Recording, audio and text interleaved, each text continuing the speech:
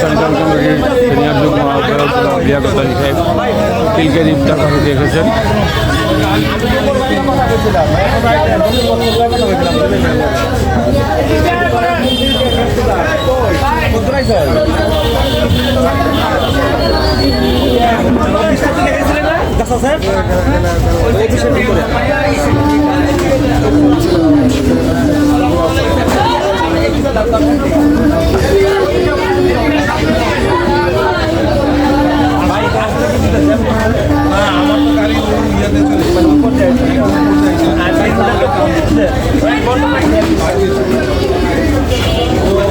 ইফতার বিতরণ জাহাজের পক্ষ থেকে, জাহাজ মহানগর উত্তর এর পক্ষ থেকে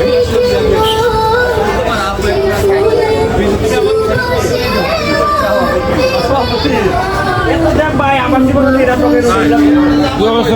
ভালো আছে। এয়ারপোর্ট থেকে কিনতে 1 ঘন্টা লাগছে।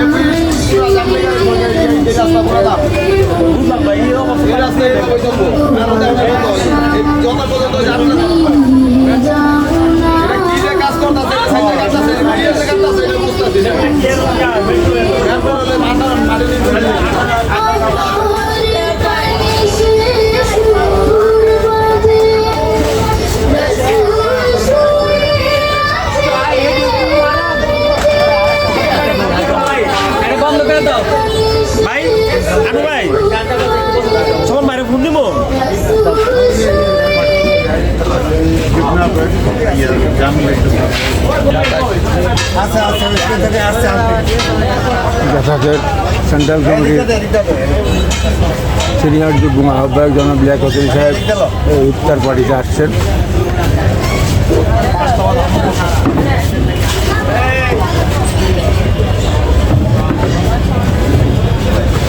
সবার সাথে মোলাকাত করছেন।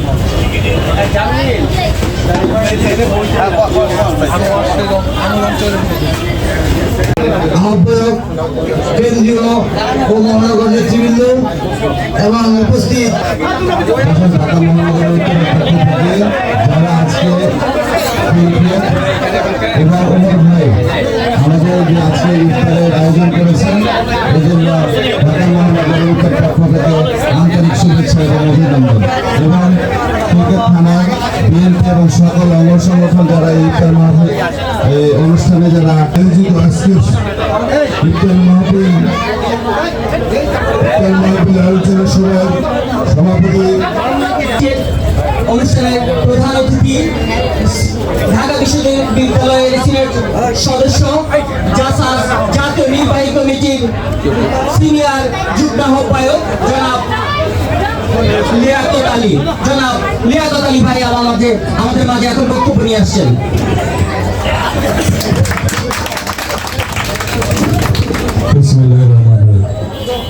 আজকের জাসাস ঢাকা মহানগর উত্তর কর্তৃক আয়োজিত ইফতার ও দোয়া মাহফিলের আজকে সভার সভাপতি রাজপথের লড়াকু সৈনিক জনাব শফিউর রহমান স্বপন আমার ডাইনে উপস্থিত আছে।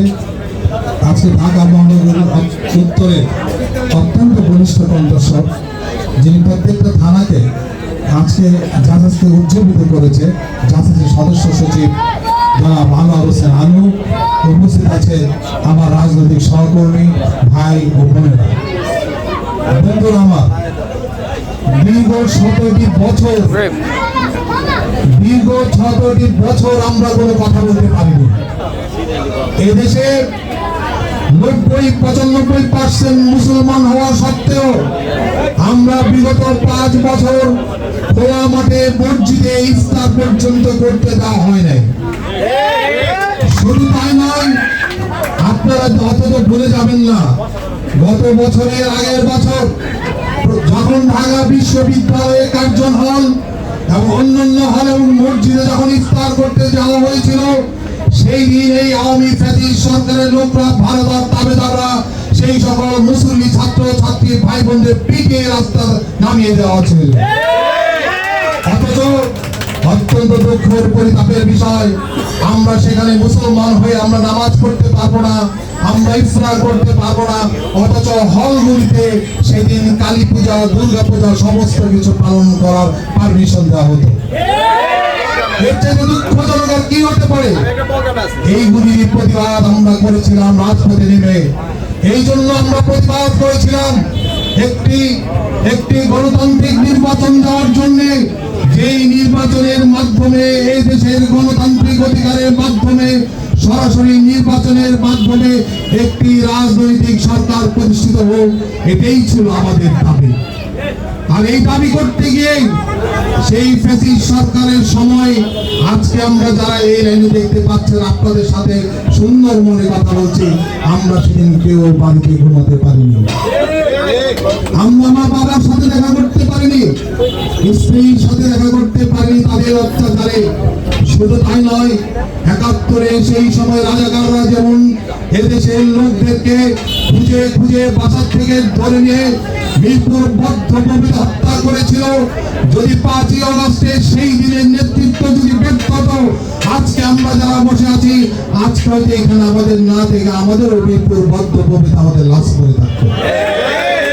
বন্ধুরা আমার, আমাদের বিপদ কিন্তু এখনো শেষ হয়নি। অনেক হয়তো উৎফুল্ল হয়েছে, অনেক হয়তো আমরা ভাবছি দেশ ছাত্র জনতা এবং বিএনপি অন্যান্য রাজনৈতিক দলের অভ্যুত্থানের মাধ্যমে ফ্যাসিস্ট সরকারকে পতন করেই বোধহয় আমরা দেশকে শান্ত হয়ে গেছে।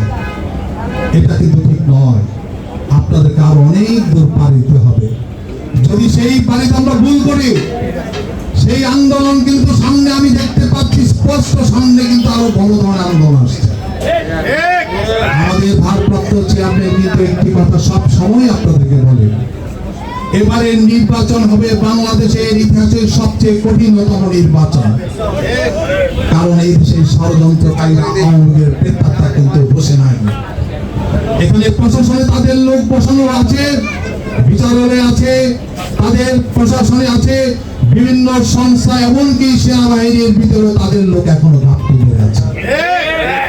কিছুদিন যাবত আপনি ফেসবুকে দেখবেন বর্তমান সেনাবাহিনী প্রধানের বক্তৃতা এবং ছাত্র সম্মানের কথাবার্তা, যে ভারত আমাদেরকে চাচ্ছে যে আওয়ামী লীগকে সাথে নিয়ে আমরা যেন নির্বাচন করি, যে আওয়ামী লীগের বিরুদ্ধে আমরা এত আন্দোলন করেছি, যে আওয়ামী লীগ 15 বছর আমাকে ঘুমাতে দেয়নি, যে আওয়ামী লীগ আমার ভাই হারা করেছে, পিতৃ হারা করেছে, সন্তান হারা করেছে, আমার এই হাজার হাজার এই শত শত ভাইদেরকে ঘর থেকে থাকতে দেয়নি, সেই আওয়ামী লীগের সাথে আমরা নাকি সহমত পোষণ করে নির্বাচনে যাবো। আমরা কোনোদিন সেটা মেনে নিতে পারি না। আমাদের সেই দাগ এখনো আমাদের মনে আছে, আমাদের দেশনেত্রী বেগম খালেদা জিয়াকে ইচ্ছাকৃতভাবে তাকে অসুস্থ করা হয়েছিল জেলের ভিতরে। আমাদের ভারপ্রাপ্ত চেয়ারম্যান তারেক রহমানের প্রতি যেভাবে নির্যাতন করা হয়েছিল, সেদিন তাকে মেডিকেল থেকে হাসপাতালে নিতে অনেক কষ্ট হয়েছে। ভাইরা আমার, আজকে তাই আমি তাদের জন্য দোয়া চাচ্ছি।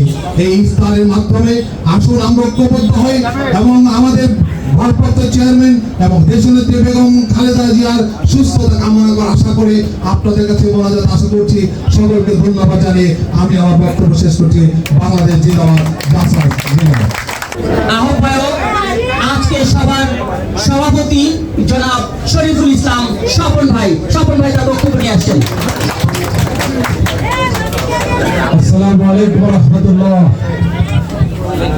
জাসাস ঢাকা মহানগর কর্তৃক আয়োজিত আজকে দোয়া এবং ইফতার বিতরণ কর্মসূচির সম্মানিত অতিথিবৃন্দ, মঞ্চ উপবিষ্ট আছেন জাসাস জাতীয় নির্বাহী কমিটির প্রভাবশালী যুগ্ম আহ্বায়ক জনাব লিয়াকত আলী, মঞ্চ উপবিষ্ট আছেন জাসাস ঢাকা মহানগর উত্তরের সদস্য সচিব জনাব আনোয়ার হোসেন আনু, মঞ্চ উপবিষ্ট আছেন জাসাস ঢাকা মহানগর উত্তরের যুগ্ম আহ্বায়কবৃন্দ, বিভিন্ন থানা থেকে আগত নেতৃবৃন্দ এবং খিলগেট থানা বিএনপির আহ্বায়ক সদস্য সচিব সহ বিভিন্ন পর্যায়ের নেতৃবৃন্দ, আপনারা অনেক কষ্ট সহ্য করে এই দোয়া এবং ইফতার বিতরণ কর্মসূচিতে এসেছেন। সেজন্য জাসাস ঢাকা মহানগর উত্তরের পক্ষ থেকে আপনাদেরকে অভিনন্দন। আমাদের বিএনপির ভারপ্রাপ্ত চেয়ারম্যান তারেক রহমান বলেছেন, আমরা যারা রাজনীতি করি আমাদের সাথে আন্দোলনের সাথে আমরা ইফতার করব। আমরা এই ফ্যাসিস্ট সরকারকে এদেশ থেকে বিতাড়িত করেছি, কিন্তু ভাবতে পেরে অনেক ফ্যাসিস্টের দুশ্মনরা কিন্তু আছে। শেখ হাসিনার ফ্যাসিস্ট সরকারের কালসাপ কিন্তু এখনো সমস্ত জায়গায় বিদ্যমান। তাই আমরা সবাই সোচ্চার থাকবো যাতে তারা কোন প্রকারের কোন ছবল মারতে না পারে। আমাদের এখানে অনেক নেতৃবৃন্দ আছে, আমি আপনাদের কাছে অনুরোধ রাখবো, যারা এই 17 বৎসর কষ্ট সহ্য করে আমাদের সাথে শ্রমধাম দিয়ে এই পর্যায়ে এসেছে, তাদেরকে যেন সমস্ত জায়গায় ভালো ভালো প্রশ্ন দেওয়া হয়। হাইব্রিড যারা 5 তারিখের পরের বিএনপি, তারা যেন কোনো ভালো অবস্থানে না আসতে পারে, এই তার দিকে খেয়াল রাখবেন। কারণ 5 তারিখের পরে যদি তারা আসে, তাদের সাথে কিছু ওই ফ্যাসিস্ট সরকারের লোক চলে আসবে, এটা কিন্তু আমাদের মনে রাখতে হবে। সামনে নির্বাচন হবে, অত্যন্ত ভয়াবহ কঠিন নির্বাচন। যে নির্বাচন হবে আমাদের ক্ষমতার নির্বাচন নয়, যে নির্বাচন হবে মানুষের পাশে থাকার নির্বাচন, যে নির্বাচন হবে মানুষের সেবা করার নির্বাচন। তাই আমরা সবাই মিলে কাঁধে কাঁধ রেখে আমরা কাজ করে আমরা এই দেশে একটি গণতান্ত্রিক সরকার প্রতিষ্ঠা করে মানুষের মাঝে আমরা সেবক হয়ে বাঁচতে চাই, এই আশা ব্যক্ত করে আমি এখনই আমাদের ইফতার কার্যক্রম উদ্বোধন করছি। সবাইকে ঢাকা মহানগর পক্ষ থেকে ধন্যবাদ জানিয়ে আমি আমার বক্তব্য শেষ করছি। আল্লাহ হাফেজ। বাংলাদেশ জিন্দাবাদ। ঢাকা মহানগর জিন্দাবাদ।